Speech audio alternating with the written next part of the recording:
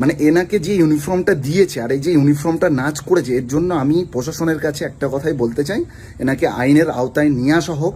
নাহলে আজকে এই যেভাবে মজাক বানিয়েছে, রাস্তাঘাটে নাচ করছে সেনাবাহিনীর পোশাক পরে, এটা আমাদের ভারতীয় মানুষের জন্য অনেক বড় লজ্জা ছাড়ার কিছু নয়। এই হচ্ছে সস্তার ইনফ্লুয়েন্সার, দুটো লাইক ভিউজের জন্য এরা সমস্ত কিছু করতে রাজি আছে। নাচছেন, নাচুন। একটা ইউনিফর্ম পরতে কত কষ্ট হয় জানেন?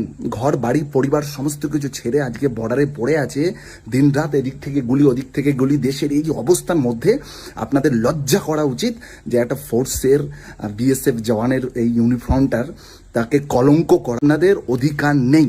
আর যারা এইভাবে করছেন তাদেরকে আমি বারবার করে বলবো শুধরে যান।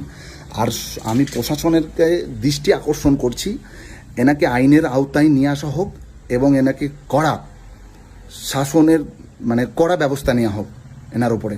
এই ধরনের দেশে এখন এই একটা পরিস্থিতি, লজ্জা করা উচিত আমাদের বউ মেয়েদের, যারা সকাল সন্ধ্যায় হ্যালো গাইস হাই গাইস ছাড়া আর কিচ্ছু জানে না, আর শুধুমাত্র ধেই ধেই করে নাচ, আর সারাদিন পুরো 24 ঘন্টা লাইভ।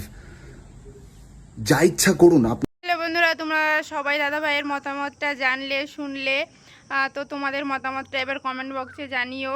আর অপরাজিতা দিদিভাই কিন্তু ভীষণ বড় ধরনের একটা ভুল করেছে, তার জন্য কিন্তু তার সাজা প্রাপ্য, অবশ্যই সাজা পাওয়া উচিত। তা না হলে সাধারণ মানুষের শিক্ষা হবে না, সাধারণ মানুষের কিছু হলেও শিক্ষা পাওয়া উচিত। তা না হলে ভবিষ্যতে যে কেউ এই ড্রেসটা পরার সাহস দেখাতে পারে, কিন্তু এটা কিন্তু বড় রকমের ভুল।